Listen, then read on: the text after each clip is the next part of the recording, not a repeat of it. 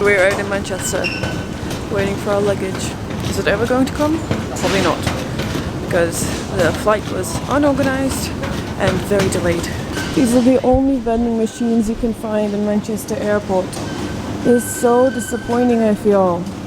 Where's my green tea? Where's my lemon tea? Where's my hojicha? Guess whose bag didn't arrive? Get it! Get the ball!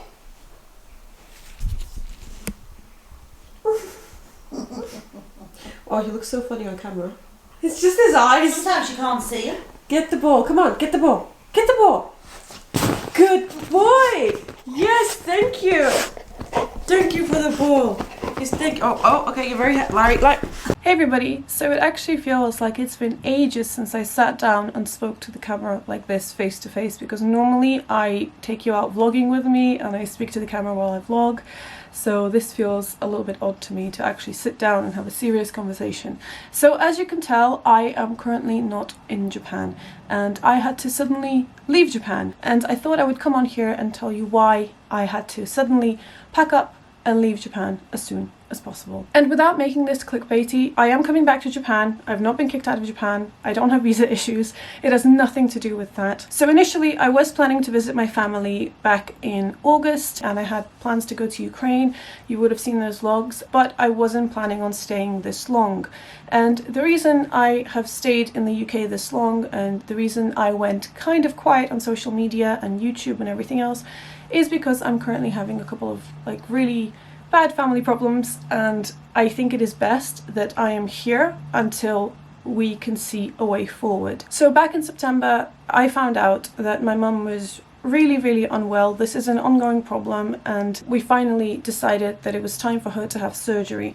My mum has, the best way to describe it is she has a tumor on her nerve in her arm, and it makes every day very difficult because it hurts constantly. And of course, her being a classical pianist, it makes life very difficult for her because her ability to play is decreasing unless she gets the surgery. So when I found out, I was like, okay, I'm going to come with you to London and we're going to go to this appointment, we're going to sort everything out, and I'm going to be there with you. You're not going to do it on your own. So that's partly why I am here. But a few weeks ago, we found out that my grandmother has cancer, and her cancer has spread to her lymph nodes, and there is absolutely nothing that can be done at this point. And we knew there was something wrong, and she constantly for the last couple of years kept going to the doctors, getting her blood pressure checked, getting her blood checked. Everything was checked and everything came back normal, and we couldn't understand why she was feeling the way she was feeling.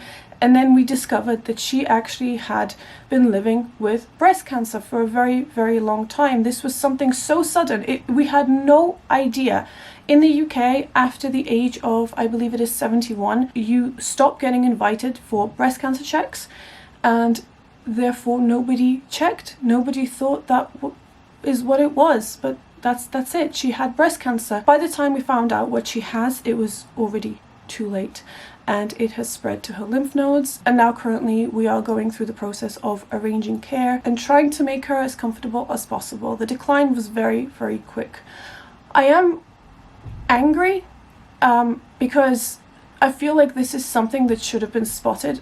Like I said, she's been to the doctor so many times, so many times, and at no point did anybody ever think to check there. Nobody ever thought, oh, why don't we give her a breast cancer check while she's here? So this is pretty much why I had to suddenly leave Japan and go AWOL for a bit. I really wanted to be there for my mum and support her while she's going through all the pre-surgery appointments, and I stayed here longer because I just want to support my family and be with my grandmother. So the next few months are going to be me going back and forth from Japan back to the UK, to Japan back to the UK, because I want to fulfill my work obligations, but at the same time I really want to be with my family and I want to provide them with support.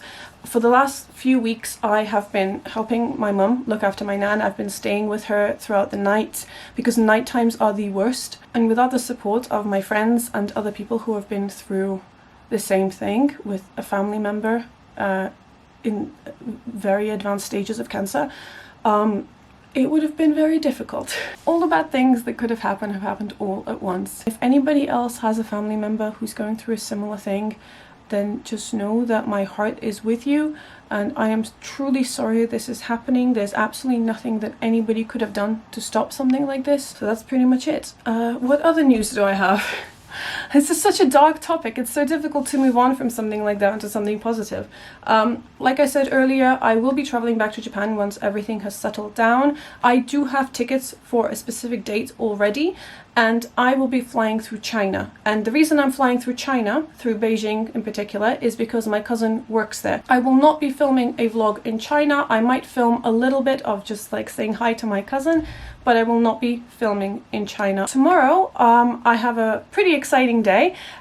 We have been invited to partake in the filming of a special Christmas special MasterChef episode. This is something that will be broadcast in the UK, I think on Christmas Eve. Please do not quote me on that. I will find out and put it down in the description box below if you do want to watch that episode. But we will be tasting really delicious foods from a previous winner of MasterChef. He has a restaurant here in Liverpool called Roski, and it looks incredible. The menu looks just so unique, and it looks like so much care and effort has been put into this restaurant.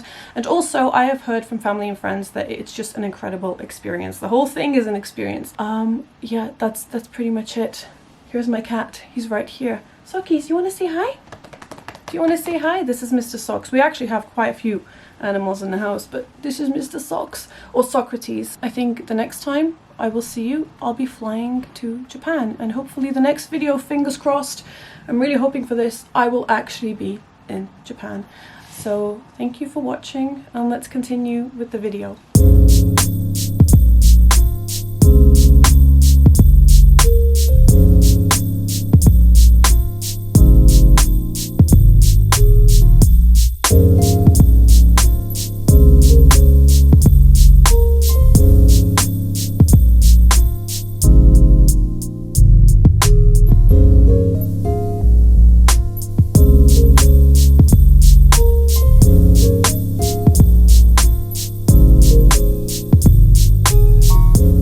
We just sat down in Roski, and here are the menus. Presentation is unbelievable, and this is all a variation of like classic Liverpool food, but it's done in a really fancy, delicious way. So this is mushroom with ponzu dressing and corn. So let's try a little bit of corn first in the dressing, because it looks really good. Is it? It smells good.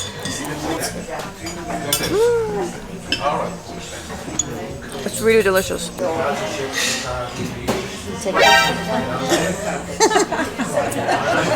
I'm guessing these are edible.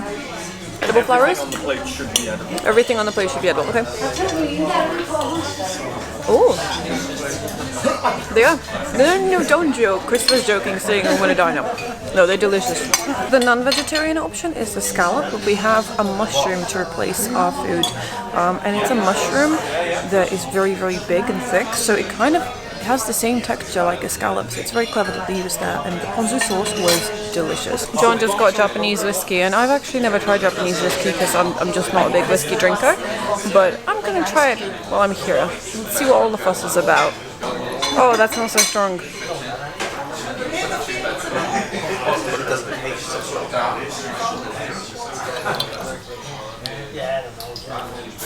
Oh, that's actually not as bad as I thought it was going to be. It's quite pleasant. It doesn't have like a bitter taste to it. At Christmas time, that would be nice.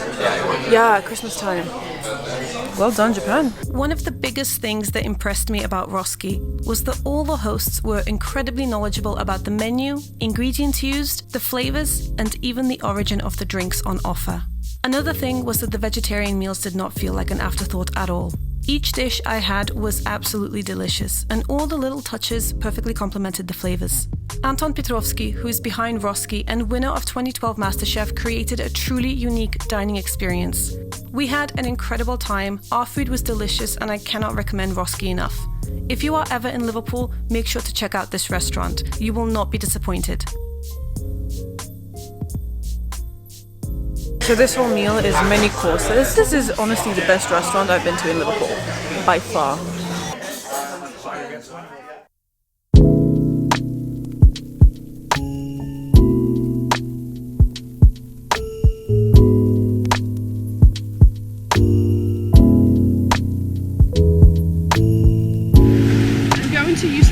Station now.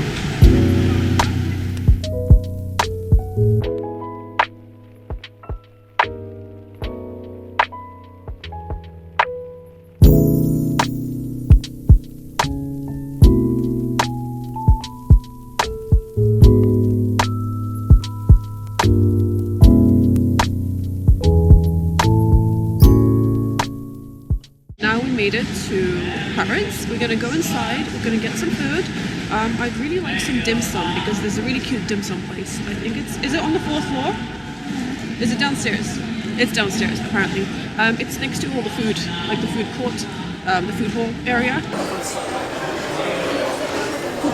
So we have just stopped by an Indian restaurant in Harrods, and we had a bit of a change of plans basically, because initially we were going to go to this dim sum place, but the dim sum place was replaced by Kama by Vineet, which is like an Indian type of little, I don't know, this isn't really a restaurant though, because the menu doesn't have the standard starters, main courses, etc. It's more like sharing plates. So we'll see what that's like. I mean, it looks pretty good. The reviews seem to be okay. It is very expensive, I'm not gonna lie, it's very, very pricey, but I feel like my mom needs a treat after today, don't you think?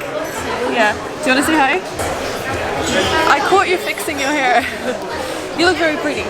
Thank you. So yeah, we'll see what it is like. And we've got 2 glasses of wine. But I'm looking forward to the food. After this, we're going to go to the food hall and get some snacks for the train. And also, we're going to pop into Ladure to get some macaroons. And I want to go upstairs and see if they've got like Christmas stuff. Harrods have the best Christmas stuff. It is so beautiful. Yeah, I'm excited to be in Harrods. It's been such a long time since I've been here. So overall, I feel like today was a productive day. It needed to be done. It really needed to be done. Yay!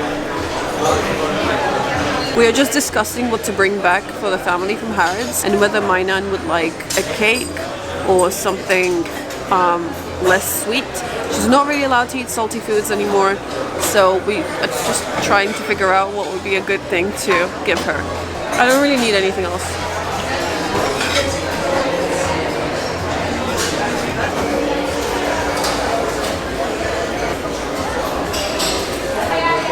Mama, it's a full plate of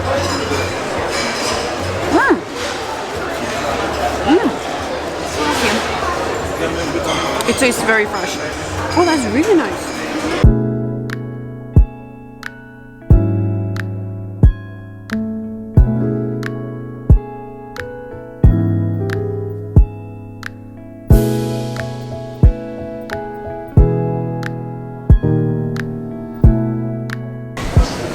What do you want to get my auntie? Harrods hot chocolate. Oh no. Ooh, I do like hot chocolate. Well, actually, I think she would really enjoy that. They've got sea salted caramel hot chocolate too. I think that looks really nice. I am going to get the Christmas espresso coffee pods, and I will also get the Knightsbridge roast. So these two, they are both compatible with Nespresso, but they are from Harrods. I do like hot chocolate, but I feel like once I've made it, I don't really drink it. Yeah. I just like the smell and like the initial taste, and then afterwards I get sick of it really, really quickly. We have done our food shopping now, and we're heading towards Ladure because I'd really, really like to try some macaroons, but I can't remember where it is. Apparently it is on this floor though.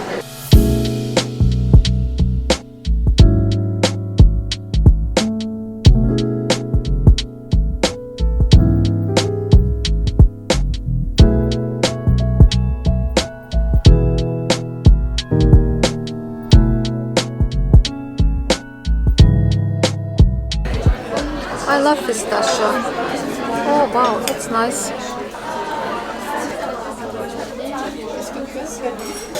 So I think most people aren't really aware of this, but Midoriya does really, really good ice cream sundaes or ice cream bowls in general. The one that I got is actually sorbet, but it's really delicious. I think most people just think they do good macarons, but they do really good ice cream and sorbet desserts too.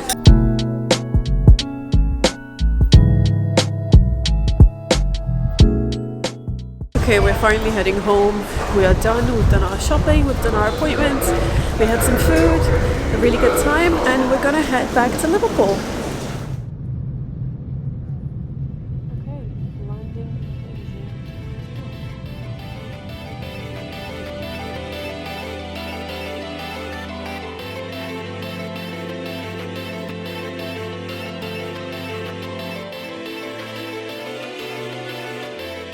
I am in China and look who is with me! Yes, I've met up with Angelina. Do I have a story for you regarding the whole immigration entry process into China? If you're just transiting, it's going to be a story time. But I finally met up with Angelina. So we've just entered back into the airport so we can go upstairs and get a taxi, and they scan you here for explosives. But I didn't know that's what she was doing. So I asked you and you were like, oh, explosives. I was like, wait, what?